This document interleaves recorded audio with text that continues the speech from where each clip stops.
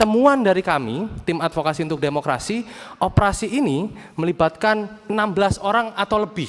Belum termasuk aktor intelektualnya, pimpinan dan anggota yang saya hormati. Artinya apa? Kami merasa bahwa selain jumlah pelaku yang mungkin bisa lebih banyak, ini adalah satu rangkaian upaya tindakan yang sistematis. Kami kemudian menggunakan terminologi operasi intelijen. Dan kemudian dalam edisi majalah Tempo minggu ini, diketahui bahwa operasi ini diberi kata sandi sadang. Operasi sadang ini bermula dengan sejumlah tindakan perencanaan, upaya surveillance, penguntitan, dan juga pemantauan kepada saudara Andri Yunus.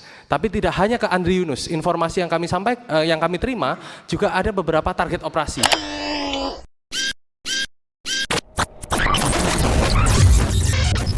Nama saya Dimas Bagus Arya, saya koordinator Komisi untuk Orang Hilang dan Korban Tindak Kekerasan yang ke-8. Jadi kontras itu sama dengan Republik Indonesia, presidennya ke-8, koordinator kontras juga ke-8. Dan saya mau menyampaikan mungkin beberapa hal yang berkaitan dengan konteks temuan dan juga mungkin menanggapi apa yang tadi disampaikan oleh Bapak Dirkrimum Polda Metro Jaya soal bahwa kasus ini sudah dilimpahkan ke Puspom TNI gitu ya. Pertama, saya ada 3 poin, pimpinan dan juga anggota yang terhormat. Pertama soal konstruksi hukum begitu ya. Tapi sebelum masuk konstruksi hukum, mungkin saya bisa minta next slide. Nah, berhenti di sini. Kami sedari awal sudah melakukan sejumlah upaya dan juga segala macam tindakan untuk melakukan investigasi mandiri melengkapi apa yang sudah dilakukan oleh Kepolisian Republik Indonesia dalam melakukan penyelidikan terhadap kasus penyiraman air keras terhadap Andri. Dan kami dari awal sudah menduga bahwa ini adalah rangkaian dari operasi intelijen. Ini juga kemudian sudah menjadi bukti yang sahih bahwa Puspom TNI sudah menetapkan 4 orang terduga pelaku berasal dari BAIS atau Badan Intelijen Strategis yang ada di Institusi Tentara Nasional Indonesia. Dan operasi intelijen ini juga bagian atau hal yang kami garis bawahi, pimpinan dan anggota yang saya hormati, bahwa dari penuturan atau penyampaian yang disampaikan oleh Kepolisian Republik Indonesia ada 2 kali rilis atau 2 kali siaran pers, itu tanggal 16 Maret dan juga tanggal 19 Maret. Di tanggal 19, Kepolisian Republik Indonesia menyampaikan bahwa ada pelaku 2 orang yang diidentifikasi dengan inisial nama yakni BAC dan juga MAK. Tapi kemudian di situ juga disampaikan bahwa pelaku kemungkinan juga bisa lebih dari 2 orang.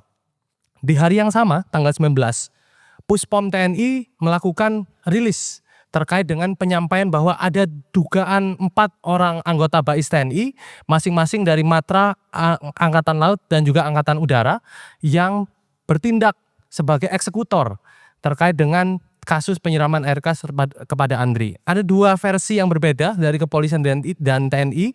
Tapi temuan dari kami, tim advokasi untuk demokrasi, operasi ini melibatkan 16 orang atau lebih. Sementara yang kemarin kami rilis ke media dari keterangan pers yang disampaikan oleh tim advokasi demokrasi, kami menemukan dari semua rangkaian atau rekonstruksi dari hasil penelusuran CCTV, pencarian alat bukti menggunakan sejumlah perangkat open source intelligence atau intelligence terbuka, itu menemukan seenggaknya 16 orang sampai saat ini. Belum termasuk aktor intelektualnya, pimpinan dan anggota yang saya hormati. Artinya apa? Kami merasa bahwa selain jumlah pelaku yang mungkin bisa lebih banyak, ini adalah satu rangkaian upaya tindakan yang sistematis.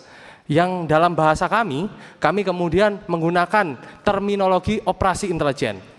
Dan kemudian dalam satu reportase khusus yang disampaikan oleh Tempo, edisi majalah Tempo minggu ini, diketahui bahwa operasi ini diberi kata sandi sadang, operasi sadang. Sudah kami sampaikan di situ. Jadi operasi sadang ini bermula dengan sejumlah tindakan perencanaan, upaya surveillance, penguntitan, dan juga pemantauan yang dilakukan oleh pelaku gitu ya, atau pihak-pihak yang kemudian kami identifikasi sebagai OTK kepada saudara Andri Yunus. Tapi tidak hanya ke Andri Yunus, informasi yang kami terima juga ada beberapa target operasi yang tadi disampaikan oleh Mbak Indri. Mungkin next slide, saya masuk ke bagian kedua, yaitu konstruksi hukum. Nah, ini yang mungkin juga kami mau tekankan, pimpinan dan para anggota Komisi 3 yang saya hormati, ada disparitas atau perbedaan penggunaan pasal antara pihak Kepolisian Republik Indonesia, Tentara Nasional Indonesia yang menggunakan konstruksi pasal 467 ayat 1 dan ayat 2, masing-masing itu berkaitan dengan penganiayaan berat dan penganiayaan menyebabkan luka berat. Sementara kami di tim hukum dan juga Kontras menilai bahwa tindakan ini masuk pada konstruksi pasal 459 KUHP yang baru, KUHP nomor 1 tahun 2023, yang mengindikasikan bahwa ada upaya percobaan pembunuhan berencana. Kenapa begitu? Apa pasalnya? Apa sebabnya? Pertama, kami melihat bahwa ada jenis pemilihan senjata yang dipersiapkan pimpinan dan para anggota. Penggunaan air keras mungkin tidak hanya pada kasusnya Andri. Kalau bapak-bapak dan ibu-ibu mengamati berita, kemarin juga baru ada kembali kasus yang terjadi di Tambun, Bekasi, di mana ada seorang warga lansia gitu ya, penderita stroke yang dia juga menjadi korban penyiraman air keras. Nah, pemilihan senjata air keras ini juga menjadi salah satu elemen perencanaan yang kami merasa ini bagian dari pemufakatan jahat. Dan air keras ini, saya juga mohon izin dalam forum yang terhormat ini, supaya para anggota DPR dan juga terkhusus Komisi 3 ke depan juga bisa melakukan evaluasi terhadap peredaran air keras di publik. Kenapa begitu? Karena di beberapa negara, klasifikasi air keras ini sudah dimasukkan atau diklasifikasikan sebagai sebuah alat atau bahan kimia yang berbahaya. Di India, di Malaysia itu dihukum berat. Di Inggris itu juga dia aturannya diregulasi betul supaya tidak bisa beredar secara luas dan masif di publik. Jadi kami juga mau menekankan bahwa air keras ini bisa menjadi bom waktu ke depannya. Yang kedua, dalam konstruksi 459 ini, pelaku itu terlihat kalau Bapak, Ibu, dan para pimpinan anggota DPR yang saya hormati melihat videonya, itu kemudian terlihat mengarahkan penyiraman air keras itu pada bagian vital, yaitu wajah. Dampaknya apa? Dampaknya hal yang paling terburuk adalah kematian apabila itu terhirup ke saluran pernafasan. Atau yang paling minimal adalah cacat permanen, Bapak dan Ibu yang saya hormati. Kemarin tadi saya menambahkan apa yang disampaikan Mbak Indri, perkembangan dari rumah sakit, Bapak dan Ibu sekalian yang saya hormati, bagian matanya itu ada rembesan air keras yang kemarin terlambat diidentifikasi oleh tim dokter RSCM. Efeknya bisa, yang paling fatal adalah cacat permanen. Dia tidak bisa melihat dengan utuh. Di sini saya mau menekankan bahwa ada upaya untuk merusak generasi muda. Andri saat ini 27 tahun, 16 Juni nanti 28 tahun. Dan saya rasa ini hal yang biadab, hal yang tidak bisa dibenarkan. Menyerang anak muda, menyerang orang muda yang menjadi aset Republik ini. Konstruksi yang ketiga, pimpinan dan anggota, kami juga melihat bahwa ada upaya persiapan dan upaya komunikasi berdasarkan beberapa temuan yang kami identifikasi dari jaringan komunikasi dan juga upaya-upaya yang kalau merujuk pada investigasi yang dilakukan oleh majalah Tempo, ada satu posko yang itu yang ditenggarai menjadi satu lokasi untuk melakukan perencanaan atau pemufakatan jahat, yaitu di bangunan milik negara atau barang milik negara yang merupakan aset Kemhan. Jadi ada argumentasi bahwa ini operasi intelijen, ini percobaan pembunuhan berencana, dan yang terakhir Bapak Ibu dan para pimpinan serta anggota DPR yang saya hormati, terakhir untuk memungkasi presentasi kami dari tim hukum, kami juga melihat ada stagnansi atau kelambatan proses hukumnya. Kami tadi di awal sudah mengapresiasi betul bagaimana atensi dan juga perhatian dari Komisi 3, teman-teman tokoh semua dan lain sebagainya, untuk kemudian dapat mengupayakan supaya kasus ini dapat berjalan dengan maksimal. Bahkan di awal kami juga selalu menuntut, tidak hanya berhenti di eksekutor lapangan, tapi juga aktor intelektualis dan juga motif penyerangan ini apa. Sehingga kami dari awal juga berharap bahwa ada ketegasan dari Komisi 3 untuk bisa menentukan forum yuridiksinya atau forum penuntasan kasusnya. Kami punya argumentasi bahwa kasus ini lebih tepat dibawa pada forum peradilan umum dengan segala macam argumentasi yang nanti bisa dibantu oleh kawan-kawan saya, rekan-rekan saya di tim advokasi untuk demokrasi. Saya cukup kecewa dengan apa yang tadi disampaikan oleh Dirkrimum bahwa kasus ini sudah dilimpahkan di Puspom. Padahal secara prosedur legal formal, tidak ada satu pasal pun di KUHP yang baru yang bisa melakukan pelimpahan terhadap penyidik yang bukan dari PPSN, gitu ya. Jadi nanti kita bisa dialog soal itu. Tapi yang jelas proses ini terkesan lambat. Kenapa? Karena semenjak POM TNI melakukan identifikasi 4 terduga pelaku pada hari Kamis tanggal 19 Maret, belum ada perilisan wajah atau identitas dari pelaku. Yang kami khawatirkan ada celah manipulasi penegakan hukumnya. Itu yang pertama. Yang kedua, kepolisian juga kemarin kami sudah kirimkan SP2HP merespon SPDP yang sudah dikeluarkan oleh kepolisian minggu lalu.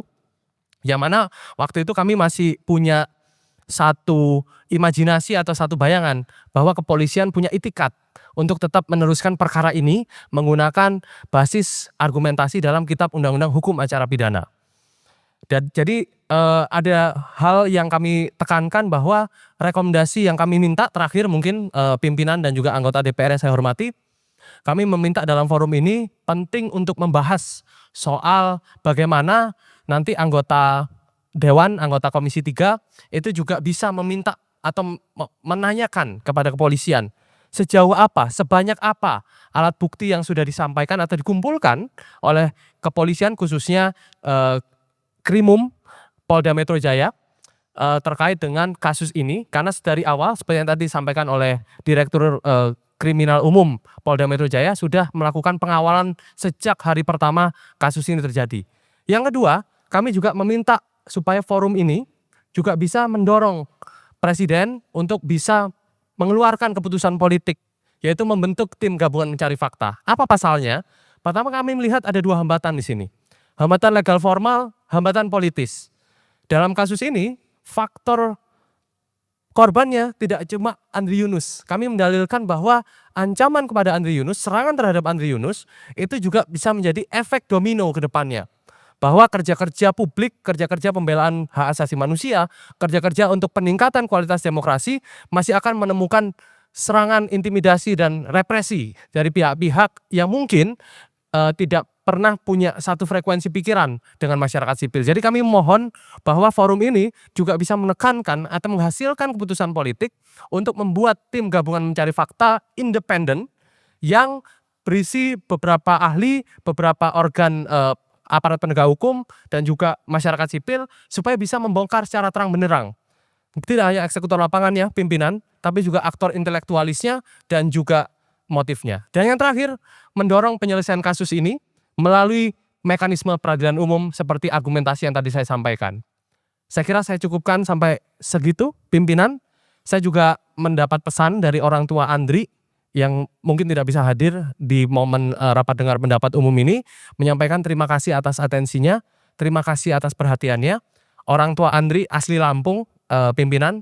Andri juga putra Lampung, jadi ada istilah bahwa orang Lampung itu pelampung penyelamat demokrasi. Jadi saya mohon ini juga bisa menjadi satu dorongan dan juga satu atensi.